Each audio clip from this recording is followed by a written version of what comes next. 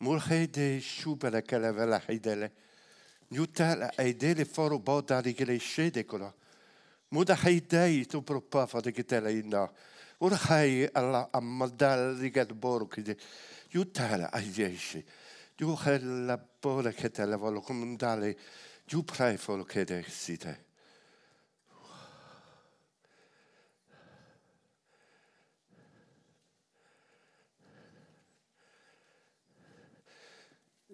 Je vais brûler tous ceux qui ont construit avec la paille.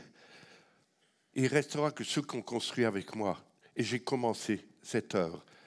Voilà pourquoi ne vous troublez pas de tout ce qui est en train de se passer, mais Dieu veut son peuple à lui, celui qui fait sa volonté. Ne te laisse pas saisir par toutes les choses du monde. Tout cela ne va pas tenir devant moi, même que tu veux et que tu penses que c'est juste. Dieu dit, je brûlerai comme la paille et il ne restera rien. Dieu dit, je veux vraiment faire ça pour transformer. Parce que je vais revenir, mais je veux prendre mon Église. Tous ceux qui ont tenu ferme et qui ont marché avec moi.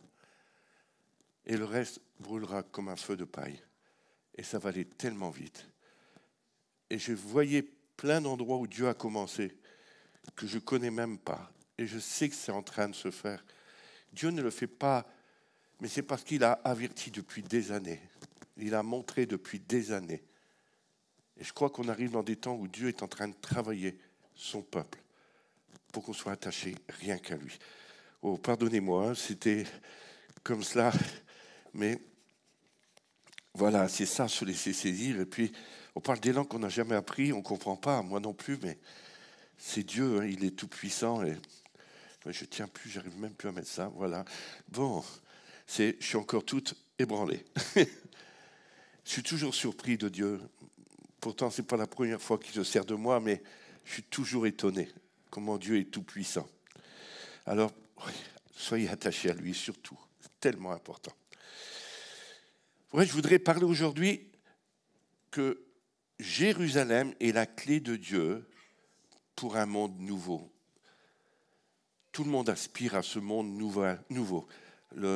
Les gens du monde essaient de trouver des solutions pour qu'il y ait la paix et la sécurité dans le monde. Et puis, on essaye par plein de choses. Et tout est en train de se mettre en place. Mais j'aimerais vous lire quelques versets bibliques qui vont vous parler de cela. Dans le psaume 137, versets 5 et 6. Écoutez ça. « Si je t'oublie, Jérusalem, que ma droite m'oublie, que ma langue s'attache à mon palais. Je me souviens de toi, si je ne mets Jérusalem au-dessous de toute autre joie. » Au-dessus de toute autre joie. Puis un autre verset, c'est dans Ésaïe 62, verset 1. Il est dit, Ésaïe 62, verset 1, « À cause de Sion, je ne me tairai pas. À cause de Jérusalem, je n'aurai de cesse que sa justice paraisse comme l'aurore et son salut comme un flambeau qui s'allume. » Je n'aurai de cesse et je crierai. Et je me sens en feu. J'ai comme quelque chose qui brûle. Je n'ai pas toujours été comme ça. Mais c'est comme l'esprit qui m'a réveillé pendant le Covid. Dire, mais Hervé, tu as oublié beaucoup de choses. Et je voudrais vous parler de ça. Je crois que autant Babylone représente l'ordre nouveau d'un gouvernement mondial avec toutes les conséquences néfastes qui suivront après et qui sont en train de se mettre en place, mais Jérusalem a toujours représenté dans la Bible un monde meilleur à venir. Et je crois que le temps viendra où les nations forgeront des serpes de leurs lances et l'on n'apprendra plus la guerre. Vous avez ça en Michée, chapitre 4, verset 3, pour ceux qui veulent le lire. Le temps viendra où les nations forgeront des serpes et de leurs lances et où l'on n'apprendra plus du tout la guerre. Ça arrive. Autant Babylone est un idéal humain, autant Jérusalem est un idéal divin, d'un monde parfait. Comme l'a annoncé le prophète en Michée 4.4, il dit, Michée 4.4, « Ils habiteront chacun sous sa vigne et sous son figuier. Il n'y aura personne pour les troubler. » Et puis, Ésaïe parle, le loup séjournera avec l'agneau, le lion comme le bœuf mangera de la paille. Et il ne se fera ni tort ni dommage, car la connaissance de l'Éternel remplira la terre, comme les eaux recouvrent le fond de la mer. Est-ce que vous prenez part à ces versets bibliques? Moi, ça me rassure par rapport à tout ce qui se passe aujourd'hui. Je me dis, mais c'est incroyable. La Bible nous parle, lisez la parole de Dieu. C'est tellement important. Et je crois que Jérusalem détient un rôle central dans la Bible. Et je crois que c'est là que se fera la rédemption du monde, par l'intervention du Seigneur même. Sans lui, ainsi que l'a reconnu Heidegger. Vous savez, Heidegger, c'est un Suisse-allemand. Heidegger, c'est dur à prononcer ça. Il dit, il est impossible à l'homme de retrouver le paradis perdu, un paradis de paix et de justice. Il est impossible à l'homme, mais possible à Dieu. Et moi, j'ai aimé sa citation. Et devant le siège des Nations Unies, vous savez ce qui est écrit, vous êtes déjà allé là-bas à New York, c'est fou, hein, se trouve le mur d'Ésaïe. J'étais tellement surpris. Il y est écrit, de leur épée ils forgeront des cercles, de leur lance des serpes, une nation ne lèvera plus l'épée contre une autre, et l'on n'apprendra plus la guerre. C'est Ésaïe 2,4. Ils ont écrit ça. Vous chercherez, vous verrez dans vos trucs internet, mais cette citation, elle est inscrite au mauvais endroit. Parce que les élucubrations humaines au sein de l'ONU n'ont rien à voir avec l'espoir que s'accomplisse ce que le prophète a dit. Et Ésaïe n'a pas vu les nations se réunissant à New York, où il y aurait eu la paix et la justice mondiale. Le passage dit « Parole reçue en vision par Ésaïe, fils d'Amos, sur Juda et Jérusalem. » Mais il n'a pas parlé de New York. Et l'ONU, c'est-à-dire le gouvernement mondial qui est en train de se mettre en place, veut s'accaparer de cette parole pour dire « c'est là qui sauvera le monde ». Vous comprenez pourquoi l'Amérique est en train de chercher, mais c'est incroyable. Donc ce n'est pas donc New York que s'y situe cette vision. Et pourtant, aujourd'hui, tous les hommes essaient d'amener la paix humaine. Et c'est voulu tout ça. Et tout ce qui est en train de se passer permet, je crois, en tout cas, à ce que ce gouvernement mondial arrive pour pouvoir dire on va amener la paix. Vous savez, c'est écrit dans la Bible, paix et sécurité. Et une ruine soudaine arrivera. Parce que cette paix ne peut venir que de Dieu. Et je crois que la cité choisie, c'est Jérusalem. C'est là-bas qu'on se trouvera. Et j'ai aimé, quand je suis allé en Israël, notre guide, qui était juive, elle m'avait vu et puis elle m'avait pris en sympathie parce que j'avais fait beaucoup de choses sans que je le veuille. Bon, voilà, c'était comme ça, Dieu s'est servi de moi. Puis elle me dit, écoute, toi qui es près de Dieu, je veux te montrer quelque chose. Tout de suite, j'ai dit, oui, oui, montrez-moi. Puis elle m'a montré, parce qu'elle parlait très bien le français, c'était notre interprète. Et on était à la montagne et elle a regardé en dessous et il dit, tu vois là, la montagne est en train de se fendre. C'est là qu'il va venir, Jésus. Nous, on sait qu'il va revenir, mais elle a dit c'est là. Alors, c'est très sérieux tout ça, c'est très important. Et il viendra nous sauver. Et c'est pourquoi la Bible nous exhorte à prier pour la paix de Jérusalem. Très peu d'églises le font aujourd'hui. On n'en parle nulle part. Moi, je vous assure que je me suis converti, je n'ai jamais entendu parler de cela. Ça m'a fait mal. Quand Dieu m'a réveillé, je dis mais on ne m'a pas dit, pourquoi tu me dis tout ça aujourd'hui? Mais vraiment, parce que le temps presse, on a besoin de savoir. Et je crois que c'est en confessant notre entière dépendance sur Dieu pour notre salut que l'on verra notre monde sauvé. Une consécration totale à Jésus. Totale. Et il est marrant de regarder un petit peu que la pièce la moins utilisée à l'ONU, vous savez ce que c'est? C'est la salle de prière et de méditation. C'est là qu'il se fait plein de choses, aussi bien des bouddhistes, tout le monde vient prier là. Mais là, personne ne vient jamais prier en dessous de l'inscription de ce qu'ils ont mis. Ça peut être bizarre quand même.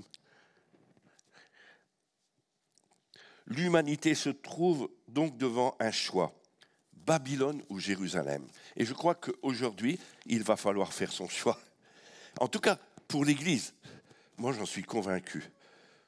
Et je crois que la première symbolise la confiance que l'homme place en ses propres efforts, Babylone. Si nous nous unissons, il est dit, nos efforts, nous pourrons construire un monde meilleur.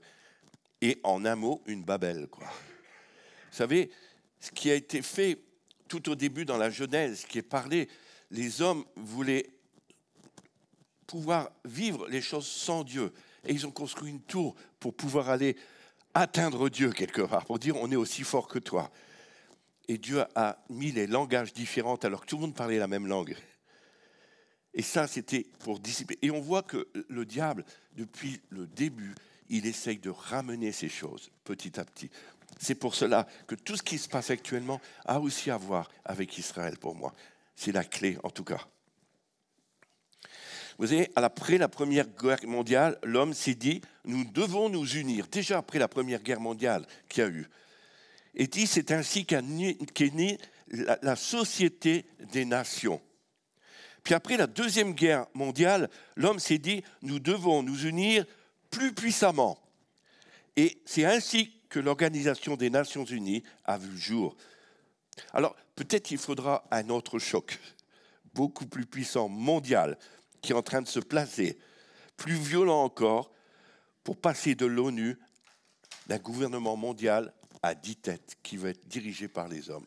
Et je crois que toutes ces choses qui arrivent, Covid, tout ce qui arrive favorise le gouvernement mondial pour rentrer et diriger le monde. Vous savez, tous les pays n'avaient jamais assez d'argent pour payer les vaccins. Hein, et il fallait des sous.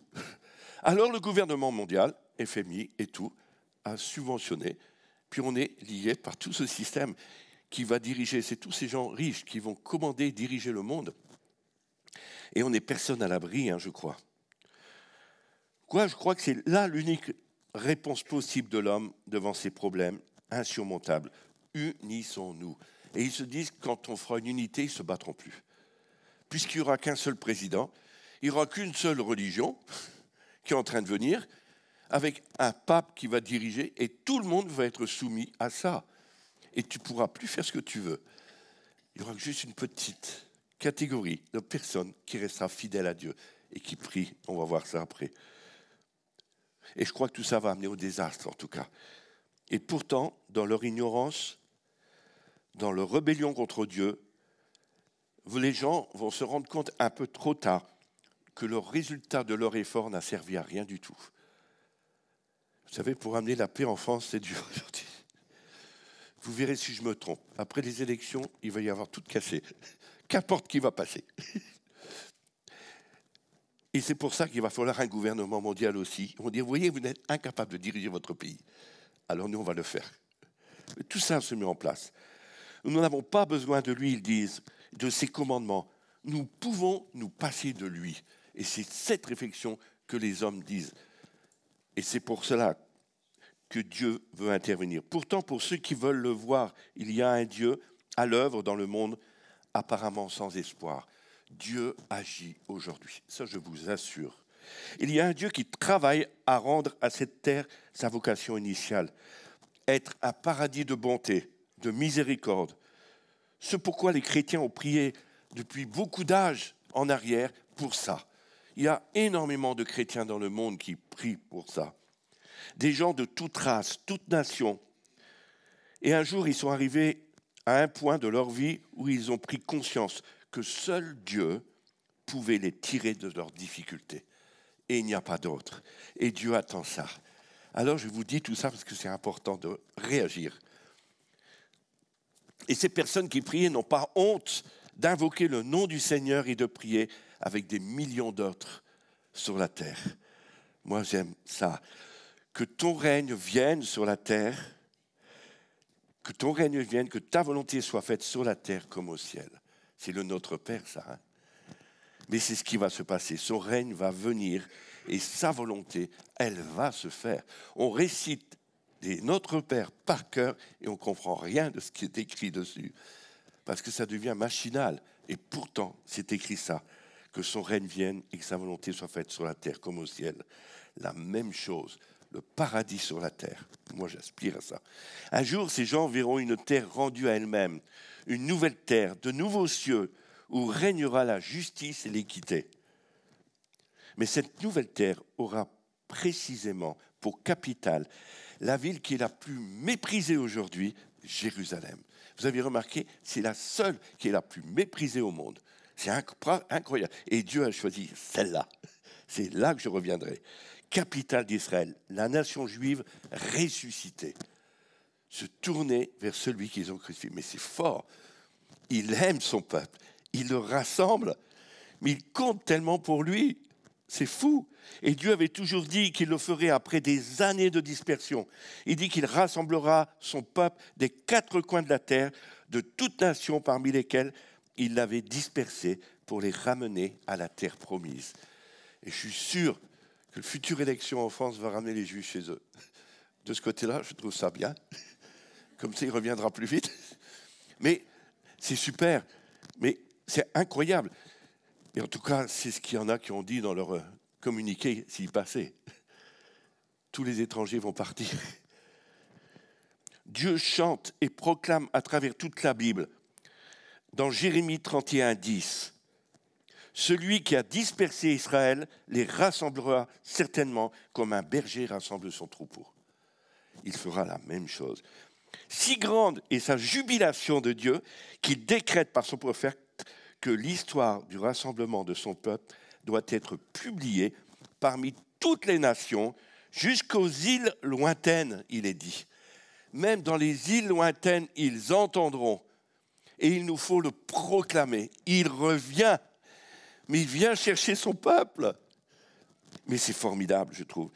Ésaïe prophétisera aussi dans Ésaïe 52, versets 7 à 10. Alors, il faut que je le cherche, je ne l'ai pas noté.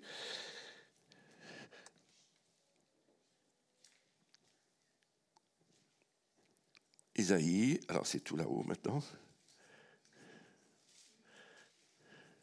Ésaïe, je vous recite le verset, 52, versets 7 à 10. C'est bien pratique ça. Hein? Et il dit là, « Qu'ils sont beaux sur les montagnes les pieds de celui qui apporte la bonne nouvelle, qu'il publie la paix, de celui qui apporte de bonnes nouvelles, qui publie le salut, de celui qui dit à Sion, ton Dieu règne. La voix des sentinelles retentit, elles élèvent la voix, elles poussent ensemble des cris d'allégresse, car de leurs propres yeux, elles voient que l'Éternel ramène Sion. Éclatez ensemble en cris de joie, ruines de Jérusalem, car l'Éternel console son peuple, il rachète Jérusalem. » J'ai envie de le crier fort. C'est fou. J'ai dit, mais c'est incroyable. L'Éternel découvre le bras de sa sainteté aux yeux de toutes les nations. Et tout genou fléchira. Même Poutine, il fléchira s'il vit encore. Même s'il se va, tous les plus grands qui ont été si méchants, ils seront obligés de fléchir le genou. Et là, ils peuvent avoir toutes les bombes atomiques du monde, elles n'auront aucun effet. Et là, je crois que c'est tellement important. Ce passage est incroyable, joyeux. Pourquoi Dieu manifeste-t-il autant de joie face à quelque chose qui n'a d'intérêt mineur pour la plupart des chrétiens? C'est dommage. Et pourtant, Dieu tressaille d'allégresse. De ce jour qui est en train d'arriver, il jubile. J'aime bien ce mot, jubile. C'est fort quand même. Car il est vrai que ce domaine est resté en dehors de toute doctrine. Est-ce parce que Dieu a vu ce que l'apôtre Paul a déclaré plus tard dans le chapitre 11 de Romains? Il dit, Romains 11, 15. Et c'est lui qui dit ça, Paul, c'était après. Car si leur mise à l'écart a été la réconciliation du monde, que sera leur réintégration sinon une vie d'entre les morts? C'est Paul qui dit ça. Vous l'avez lu ça? C'est fort. Moi, je trouve que c'est très fort. Parce que Dieu savait que le jour où son peuple retournerait dans son pays, pour la 3e fois de son histoire, il se produirait un événement si glorieux que Dieu appellerait les cieux même à se réjouir. Tu te rends compte? Et les croyants à se tenir prêts à consoler son peuple avec lui. Vous allez être appelés à consoler le peuple de Dieu qui a souffert, un peuple qui n'a jamais autant souffert. Même quand ils viennent adorer, ils sont obligés de le faire en plein soleil Parce que les musulmans ne veulent pas qu'ils reviennent sur l'endroit. Et ils ont accepté ça. C'est fou. Et aujourd'hui, ils veulent reprendre le mur. Mais ils peuvent faire tout ce qu'ils veulent devant Dieu. C'est impossible. C'est impossible. Ésaïe 49, 13. Ça, j'aime aussi quand il écrit « Cieux, acclamez, terre, sois dans l'allégresse, montagne, éclatez en acclamation. » Tu te rends compte, les montagnes de Suisse, ils vont acclamer l'Éternel. C'est fou. Car l'Éternel console son peuple. Il a compassion de ses malheureux. Dieu aime son peuple. Mais c'est fou, quoi. Quel amour il a. Et il a toujours été sa priorité. Nous, on a négligé ça. On ne parlait même plus de ça. Paul lui-même, après avoir écrit ce 11e chapitre de l'Épître aux Romains inégalé sur la restauration finale d'Israël, conclut par un hymne de louange. Vous le lirez dans Romains 11, 33. Alors, je dis, mais pourquoi toute cette joie de la part de Dieu et de ceux qui ont saisi la vérité de la grâce et la faveur de Dieu renouvelée envers son peuple d'Israël? L'événement est d'une telle portée pour tous ceux qui ont des oreilles pour entendre et des yeux pour voir, se réjouiront de même à l'appel de Dieu. J'ai aimé quand il a joué du chauffard. Moi, j'entends ce chauffard qui claironne et qui va appeler son peuple et que nous allons consoler son peuple. Mais c'est fou quand même. Faire des câlins à son peuple. Waouh, ça me plaît. Prier pour eux. Oh.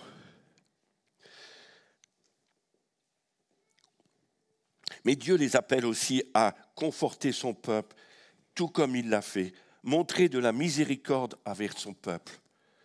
Priez pour que Dieu rétablisse Israël. Priez pour ça. C'est notre devoir en tant que chrétiens. Priez pour ça.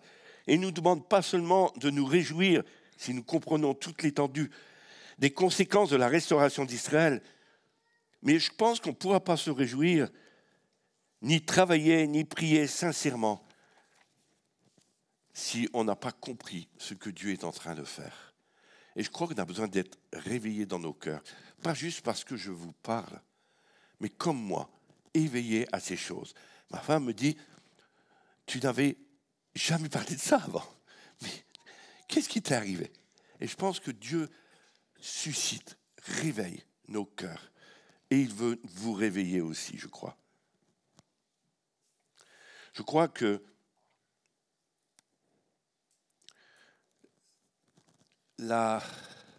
comment on peut dire la rédemption de notre planète dépend de ce qu'on va vivre avec Israël. Comment tu vas prier pour Jérusalem? Pour qu'il y ait cette nouvelle vie, que les nations, les animaux ne se comporteront plus pareil. Tu te rends compte? Il n'y aura plus de guerre, plus rien. Les animaux, le bœuf va coucher avec le lion et ils vont manger tous les deux de la paille. Vous imaginez un lion manger de la paille? Mais c'est fou, quoi. Là, on a besoin des agriculteurs, là. Il faudra faire du blé, beaucoup, pour qu'ils mangent de la paille. Mais c'est fou. Mais je pense qu'on n'arrive pas à comprendre que le règne de Dieu souverain remplira le cycle sans fin de la misère, de la guerre. Nous serons incapables de nous réjouir avec ce Dieu qui annonce l'avènement de ce jour.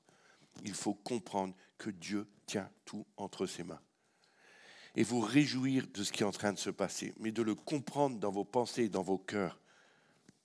Ésaïe, au chapitre 30, verset 26, je vous avais dit qu'il y avait beaucoup de versets, mais j'aime étayer ce que je dis aussi. Ésaïe 30, 26, la lumière de la lune, écoutez bien, sera comme la lumière du soleil. La lumière du soleil sera 7 fois plus grande que ce qu'elle est aujourd'hui.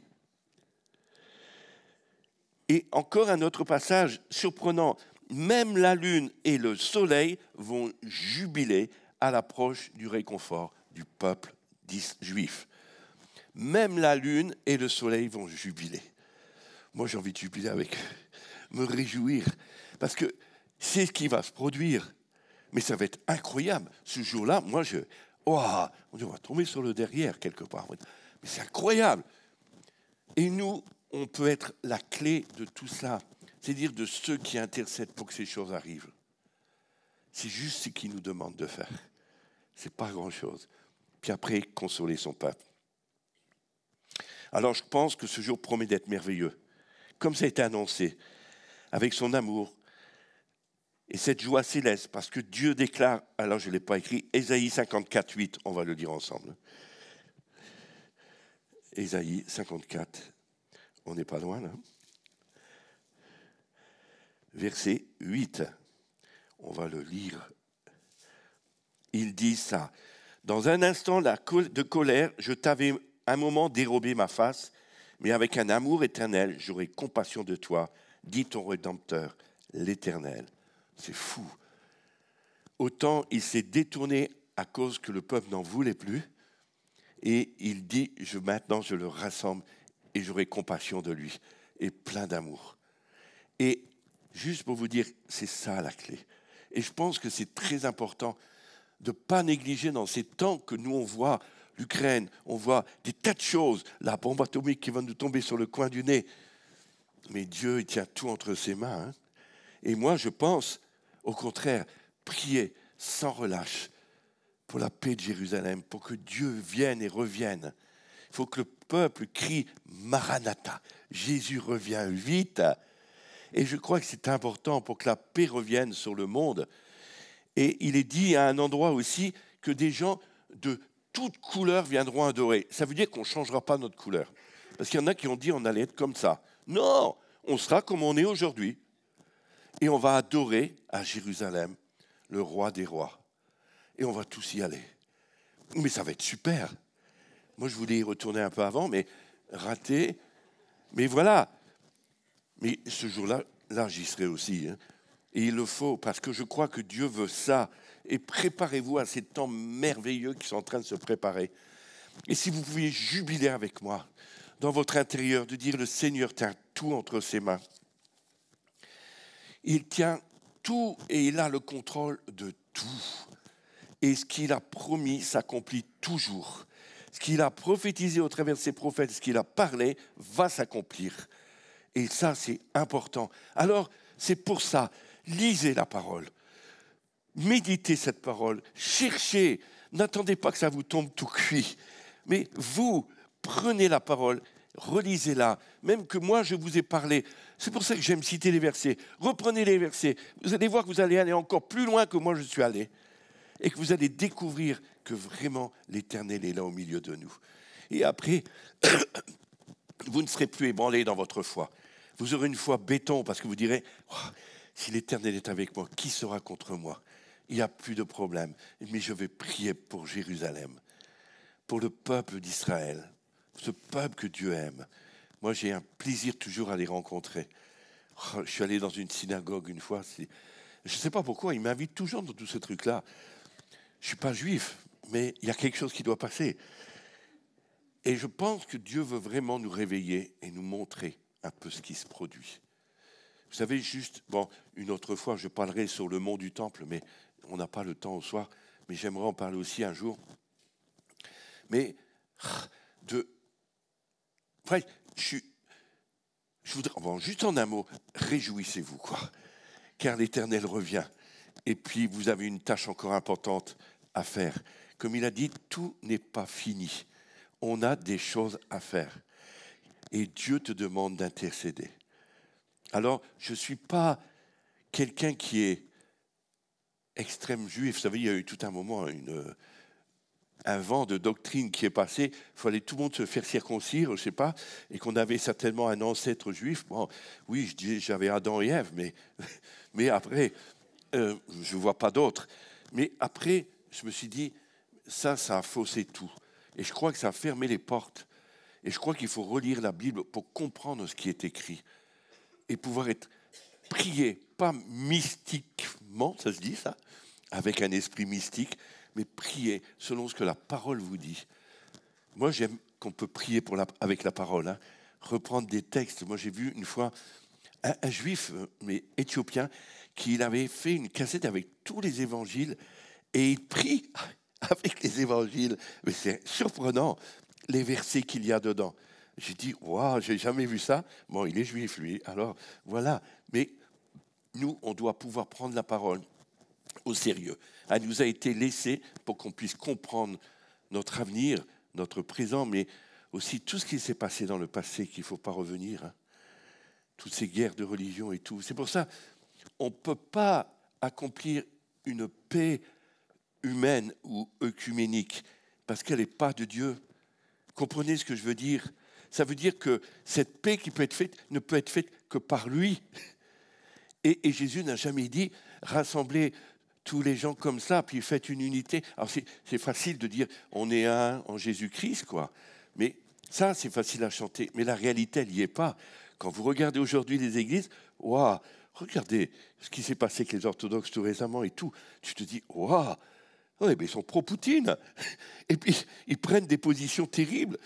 Alors, je n'attaque pas les gens qui sont dans cette religion, mais je dis, il y a quand même des choses. Alors, cette unité, c'est trop dur. Par contre, quand c'est Dieu qui nous unit les uns les autres, c'est complètement différent. Et là, ça ne casse pas, vous comprenez? Il faut que ça soit à lui.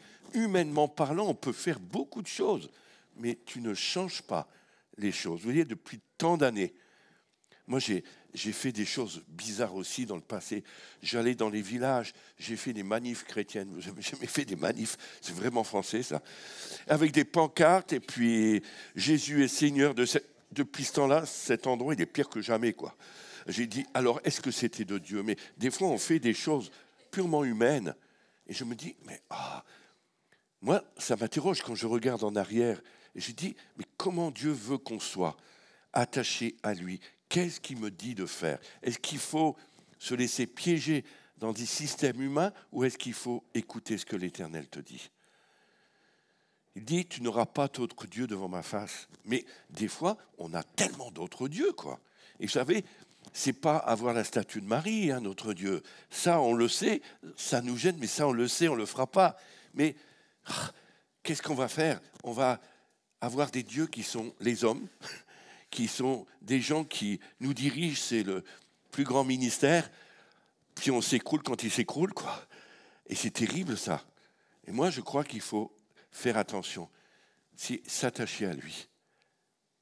Et je ne suis pas contre les ministères, hein. Je crois que Dieu a donné à l'Église des gens pour nous gérer, pour nous amener à vivre les choses que Dieu a préparées pour nous, nous mettre dans notre appel, mais jamais pour dominer. Et on l'a fait, hein. En tout cas, je le dis pour moi, je le confesse, sans le vouloir, avec de très bonnes intentions. Moi, je crois que beaucoup de choses, nous ne les faisons pas méchamment, mais si ce n'est pas de Dieu, ça ne sert à rien, quoi. Alors tout s'écroule et on se pose des questions. Et je repense à la pensée que Dieu m'a donnée là tout à l'heure, qu'il va brûler comme la paille tout ce qui n'était pas à lui. Et ça m'a fait peur quand j'ai vu le feu, comme un feu de la Saint-Jean, on fait des fêtes. En France, on fait une fête, on brûle un mannequin au mois de juin, et c'est un feu pour brûler toutes les choses. Ça, c'est purement païen, c'est pas des chrétiens, mais n'empêche, un feu comme ça, tout brûle, c'est terrible, et il ne reste plus rien après. Moi, ça me fait peur. Ça donne la crainte à l'intérieur. Comment il dit qu'il redemandera à ceux qui dirigent plus qu'aux autres. Ne soyez pas trop enseignés parce que vous serez repris sur ce que vous dites. Moi, il y a beaucoup de choses dans la Bible, et je dis, il y a tellement de gens qui disent plein de choses pas justes. Je dis, oh, et Dieu va faire du balayage devant sa porte. Et des fois, il nous demande de le faire, mais en tournant nos cœurs vers lui et en s'accrochant à lui, c'est cette Église-là qu'il veut voir. Et c'est celle-là qui va tenir dans les temps de la fin. C'est pour ça qu'on est secoué de partout, parce qu'on est obligé de s'attacher à lui. Vous voyez, je ne suis pas contre les églises surtout. Au contraire, je crois que Dieu les a voulues. Et elles sont là, mais quel est leur rôle? Quel est leur mandat? À quoi nous sommes appelés? Est-ce qu'aujourd'hui, on est représentant de Jésus-Christ sur la planète Terre? Ou est-ce qu'on ne l'est pas? Est-ce qu'on a tenu notre position en tant que chrétien? Alors, il y en a beaucoup qui ont tenu, hein. Je ne dis pas que tout le monde. Il y en a qui prient, cherchent Dieu. Mais en général, voilà, je crois que Dieu veut nous interpeller les uns et les autres. Je suis dans le lot comme vous, hein. La preuve, c'est qu'il m'a parlé pour ça. Et j'ai travaillé, j'ai écrit quand c'est comme ça. Moi, j'écris beaucoup. Je fais beaucoup de feuilles. Comme m'a dit une fois un pasteur, il m'a donné un ordinateur. Ça serait bien que tu fasses sur l'ordinateur. Tu aurais moins de feuilles. Malgré ça, j'ai l'ordinateur à la maison. C'est juste pour faire avec vous. mais je ne sais pas faire. Il me dit, tu scannes et tu le mets dedans. Mais je ne sais pas comment on scanne. Bon, ça fait rien. Il était très gentil, quoi. Mais je pense que c'était un ordinateur vraiment très... Mon fils a dit, il est puissant ton ordi. Mais avec ce que j'en fais, voilà, il y en a qui seraient heureux de l'avoir. Hein. Mais voilà, moi je crois que Dieu veut nous apprendre à méditer, chercher son cœur et être fidèle avec lui. Puis de remplir la tâche. Si dans mon église, je suis appelé à faire certaines choses, faisons-le bien comme il doit être fait, comme pour Dieu. Après, le reste, ça ne nous regarde plus. Moi, j'ai dit, partout où je vais, j'essaie d'être juste ce que Dieu me demande et le faire comme il faut. Que ce soit une toute petite église, que ce soit une grande église. Pour moi, il n'y a pas de grande ou de petite.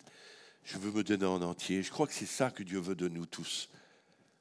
Pour que le royaume de Dieu avance. Qu'il y ait les mentalités qui changent. Qu'on ne soit plus comme on était avant.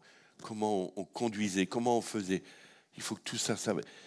C'est comme une réforme dans l'Église, je pense. C'est un mot bizarre, mais c'est ce qu'il y avait, la réforme, quand il y a eu les protestants. Mais je crois qu'il y a une réforme aujourd'hui qui doit avoir lieu, où Dieu veut être le seul Dieu au milieu de nous.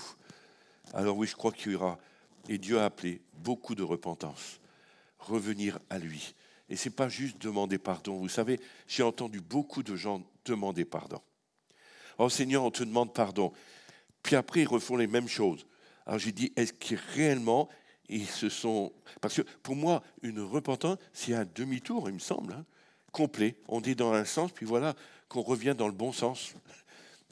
Alors je me suis dit, mais qu'est-ce qui est juste et pas juste dans tout ce que nous vivons? Est-ce que nos cœurs sont attachés à lui plus qu'à tout? Alors moi je dis, pour ceux qui il n'y a pas longtemps qu'ils sont au Seigneur, ça vaut le coup de ne pas rater. Rachetez le temps. Les temps sont mauvais. Rachetons, revenons à lui. On peut être ébranlé dans notre foi, hein, tout le monde, parce que je crois qu'il y a des fois des secousses, il y a des choses, des remises en question. Et je crois que Dieu veut ça. Mais après, repartez avec lui et devenez des instruments de bénédiction pour beaucoup. Pour un frère, une sœur. Moi, je rêve de ces églises où les gens vont se sentir touchés par Dieu, la présence de Dieu, puis ils vont voir le frère et la sœur qui est malheureux, ils vont sentir de Dieu qu'il faut aller prier, puis pouf, la guérison, elle arrive, quoi. Pouf. Mais c'est fou, quoi. Et je pense que tout ça, c'est ce que Dieu voudrait, que le peuple rentre dans son appel, ne faire que ce qu'il voudra de faire et d'accomplir les choses qu'il a préparées pour vous. Alors oui, moi, je prie beaucoup pour cette repentance, mais ce changement de mentalité dans l'Église. Moi, j'aime tellement ce passage de Romains 12, 2. C'est mon cheval de bataille chez moi, je l'aime beaucoup. Il dit qu'il renouvelle notre esprit, notre intelligence, pour pouvoir entendre la voix de Dieu, connaître sa volonté qui est bonne, agréable et parfaite. Et je crois que tant qu'on n'est pas renouvelé dans notre esprit, on marche avec un système qui est, qu'on a appris, qu'on nous a dit, il faut toujours être comme ça, quoi. Et d'un seul coup, il dit, tout ça, stop, quoi. Moi, je te veux, toi. Et je veux que tu sois avec moi. Et je voudrais te parler, et je voudrais discuter avec toi. Je crois qu'il s'intéresse à nous. Il s'intéresse aux gens de bonne volonté qui vont être à l'écoute de Dieu et faire sa volonté. Ouais, laissez-vous toucher. Moi, je dis, on est dans des temps très spécifiques et très durs parce qu'on a des choix à faire et on ne pourra plus faire demi-tour après. Hein. Une fois que tu as pris ta décision, alors il te faut marcher. Et je crois que ça va tellement vite. Vous avez remarqué, la vie, la terre aujourd'hui, en peu de temps, tout est transformé. Moi, je dis, dans ces dernières années, tout a été à une vitesse incroyable. Moi, je parlais à quelqu'un, quand j'étais en 91, il n'y avait pas de téléphone portable. Tout a été à une vitesse en quelques années. Et puis là, maintenant, l'homme a vu qu'il pouvait y arriver par sa force, alors il a continué. On va aller plus loin, quoi. Et tout va s'écrouler, quoi. Moi, je crois qu'il faut apprendre à dépendre de lui et pas se laisser piéger par l'ennemi, qu'il nous ment continuellement. Continuellement. Alors, c'est vrai, c'est le seul moyen pour que l'Église soit changée. Se repentir, se tourner vers Dieu, puis peut-être avoir ce fardeau de Jérusalem dans votre cœur. Mais c'est lui qui le mettra, pas moi. C'est vous avec lui quand vous aurez pris conscience de ça. Et ce n'est pas tous. Mais c'est d'un seul coup, quand Dieu nous saisit. Alors, oui, je ne veux surtout pas, moi il m'a fallu beaucoup d'années. Donc, je ne veux pas dire que certains c'est long, non. Mais quand c'est l'heure de Dieu, les choses se font tout seules. Moi j'ai remarqué ça avec des personnes, même pour la délivrance ou la conversion. Quand Dieu a décidé, tout se fait naturellement, quoi. On n'a même pas de problème, quoi. En fait, on n'a qu'à rentrer dans ce qui est préparé d'avance. Alors il vous faut ça. Tenir à ses pieds, écouter. Moi, j'ai apprécié quand Jean-Marc a parlé de son groupe. Ça fait combien d'années? De 45 ans. Mais c'est fou. Réussir à tenir 45 années avec un groupe de maison. Et je suis allé dans leur groupe et prier comme ils prient. Il y a Ali qui est là aussi, sa femme. Il y a aussi Roger. Et puis, je crois, il y a plein de gens. Moi, j'ai apprécié beaucoup. Parce qu'il y a des gens qui sont là depuis longtemps, puis il y en a des nouveaux qui sont arrivés, puis il y en a qui sont partis vers le Seigneur. Mais c'est ce que Dieu est en train de faire qui est étonnant. Et ça, Dieu trouve favorable. Pas parce que c'est eux, c'est parce qu'ils ont tenu toutes ces années. Donc, quand les temps difficiles sont en train d'arriver, ils seront encore attachés à Jésus parce qu'ils ont une relation avec lui. Alors moi, je dis, c'est des modèles. Pour moi, j'admire, je trouve ça merveilleux. Eux, ils ne voient pas. Souvent, quand c'est nous-mêmes, on ne se voit pas comme ça. Mais moi, je vous dis ça parce que c'est tellement important. Et je crois que dans les temps qui viennent, il faut susciter à des gens de se retrouver, prier ensemble. Pas pour parler mal des autres, mais juste prier. Qu'est-ce que Dieu me dit de faire aujourd'hui? Comment prier? Comment je vais faire? Vous savez, c'est tellement important de savoir écouter Dieu. Je ne sais pas si vous avez déjà raconté, mais une histoire me vient. Je voyage beaucoup et quand j'étais à l'église à Carcassonne, j'y venais une fois de temps en temps, en semaine. Puis le responsable, qui était Michel, un ami à moi à cette époque-là, c'était l'ancien. Et puis il me dit, Hervé, t'es là, tu vas t'occuper de la réunion de prière. J'ai dit, oui, d'accord, pas de problème, si ça te fait soulage un peu. Je dis, oui, je vais aller. Mais écoutez, j'ai à peine mis les pieds pour faire, j'ai même pas eu le temps de parler, tout le monde a récité son chapelet. Béni, béni, béni, béni, tu vois encore. J'ai dit, oh là là, c'est des bénines, tous ces gens, mais bon. Et non, mais j'étais surpris. Et puis, j'entends des dieux qui disent, mais moi, je veux pas ça. Puis je dis, mais Seigneur, moi non plus, j'arrive pas à accrocher. Puis, j'arrivais pas à rentrer. Et d'un seul coup, j'ai hurlé. Parce que Dieu m'a montré pourquoi il fallait prier. J'ai dit, stop! Je vous assure, c'est comme si j'avais acheté un seau de glace sur les gens. Terrible. J'ai crié vraiment fort. Ils étaient tous dans la peur.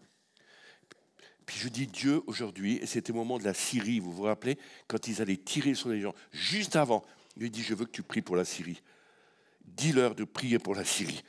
Alors je leur dis, pouf, silence complet. Je dis, écoutez, on va prier en langue, puis on va laisser Dieu vous convaincre. Alors ça n'a pas duré longtemps. Ils ont commencé à prier en langue, et d'un seul coup, ils ont commencé à prier. Je n'ai jamais vu une réunion de prière aussi puissante. Ils atteignaient le but, la cible que Dieu avait décidé, quoi, pour ce moment-là. Et tout le reste de leurs lamentations de Jérémie ou je ne sais pas trop qui sont tombés à l'eau. Je ne dis pas que c'est mal de prier pour les frères et sœurs, comprenez. Mais il y a des temps où il faut savoir écouter Dieu, même dans ces moments de prière, même dans ces moments où on devrait tellement plus être à l'écoute, je crois. C'est pour ça que je voudrais que vous appreniez à vous réfugier en lui, vous mettre dans ce rocher qu'il est, vous blottir. Celui qui est attaché à ce rocher ne brûlera pas, parce que le rocher il est solide. Mais celui qui est comme appuyé sur la paille ou le bois, ou tout ça, vous connaissez l'histoire, et bien il ne va plus rien rester. Et c'est terrible. Moi je dis, Seigneur, tu es tellement plein d'amour, tu nous avertis, il nous frappe fort pour qu'on réagisse. Vous savez, quelqu'un qui a un problème au cœur, on va lui faire un électrocardiogramme. Non, comment on dit? Boum, là, c'est pas électrocardiogramme. Un électrochoc. Mais quand on fait un électrochoc, ça fait vraiment une secousse. Tu vois le corps qui se lève d'un coup comme ça. Mais le choc, c'est pour que le cœur reprenne. Et moi, je pense que Dieu, des fois, nous fait des chocs à son Église, non pas pour nous détruire, mais qu'on réagisse. Et on est encore dans le temps de la grâce. alors je crois qu'il faut réagir vite et plus se laisser piéger par des tas de choses que Dieu n'a jamais demandées. Et puis retrouver l'équilibre dans nos églises. Retrouver notre place. Qu'est-ce que je suis appelé à faire dans cette église? Qu'est-ce que je suis appelé à faire dans ce groupe dans lequel je me trouve? Qu'est-ce que je suis appelé à faire? Et c'est là où Dieu veut vous interpeller. Pas être des gens qui, voilà, la réunion est finie, on s'en va, on a fait notre BA. Beaucoup font ça, hein, ils disent, mais ils repartent comme ils sont venus, ou ils viennent au culte puis ils repartent comme ça, mais c'est pas ça du tout. Comme là, tout à l'heure, dans le temps de louange, on pouvait très bien rester dehors, puis on pouvait rentrer dans le lieu très saint. Et moi, j'avais envie d'y rentrer. Hein. Quand j'écoutais Heidi, j'avais envie de partir avec elle. Mais à un moment, j'avais l'impression de décoller d'ici, quoi. Je dis, ça y est, je suis en train de mourir, je pars. Non, je sentais mon cœur, il battait à toute vitesse encore une fois. Je dis, là, il faut que le cachet fasse effet pour ralentir tout ça. Mais incroyable, tellement la présence de Dieu était là. Et je suis sûr que si j'interroge les uns les autres, nous n'avons pas tous vécu la même chose. Et il y en a qui n'ont pas rien vécu. Je dirais, mais qu'est-ce qu'ils me disent? C'est de quelle langue qu'ils me parlent? Mais c'est vrai. Et pourtant, moi je crois, et je veux vraiment secouer le peuple de Dieu. Je suis appelé à ça maintenant, à secouer le peuple de Dieu partout où je vais, pour dire il faut qu'il arrête. Arrêtez d'être comme vous étiez et commencez à devenir des enfants de Dieu qui vont s'aider les uns les autres, s'encourager. On dit dans la Bible, s'exhorter. Puis se soutenir aussi. Parce qu'il y aura toujours des gens qui vont être dans l'épreuve. Mais qu'est-ce que je peux faire pour eux? Seigneur, qu'est-ce que je fais pour cet homme ou cette femme? Ça vaut le coup quand Dieu te parle. Des fois, il dit rien. Il dit, laisse tomber, ça ne te regarde pas. Moi, ça m'est arrivé. Hein. Je voulais aider quelqu'un, il me dit, n'y touche pas. Laisse tomber. Je suis en train de travailler son cœur. Je dis, oh bon, je ne touche pas alors. Mais des fois, Dieu ne veut pas. Mais c'est là qu'il faut être à l'écoute. Vous comprenez? Cette vie avec Dieu, c'est ça, dans notre quotidien. Alors, je ne dis pas qu'on peut y être toujours au top, c'est faux. Mais je pense que Dieu veut nous apprendre. Alors, il faut racheter le temps. Racheter les années volées. Racheter tout ce qu'on a subi ou ce qu'on a vécu. Ce qu'on a fait aussi, chacun. Parce qu'on a peut-être des choses à se reprocher aussi. Puis remettre tout sur la table. Combien des fois Dieu dit, redonne-moi ton ministère. Oh purée, là je dis, Seigneur, je suis tout nu. Non, c'est toi que je veux, pas ton ministère. Tu es au Seigneur. Eh bien oui, mais pendant le Covid, c'était ça. Hein. Il fallait absolument rester. Et il n'y avait plus rien, mais que lui et moi. Et moi, je dis, ça, c'est important. Alors, ça arrivera encore. Et je pense que Dieu veut ça. Il nous met des fois à l'arrêt pour qu'on comprenne des choses. Mais savoir pourquoi, qu'est-ce qu'il a voulu. Savoir gérer ce temps aussi. Pas se lamenter sur ce temps, mais qu'est-ce que tu as voulu, Seigneur? Mais moi, je vous dis tout ça en plus, mais c'est tellement important. Je voudrais que son Église comprenne, que nous comprenions les uns et les autres.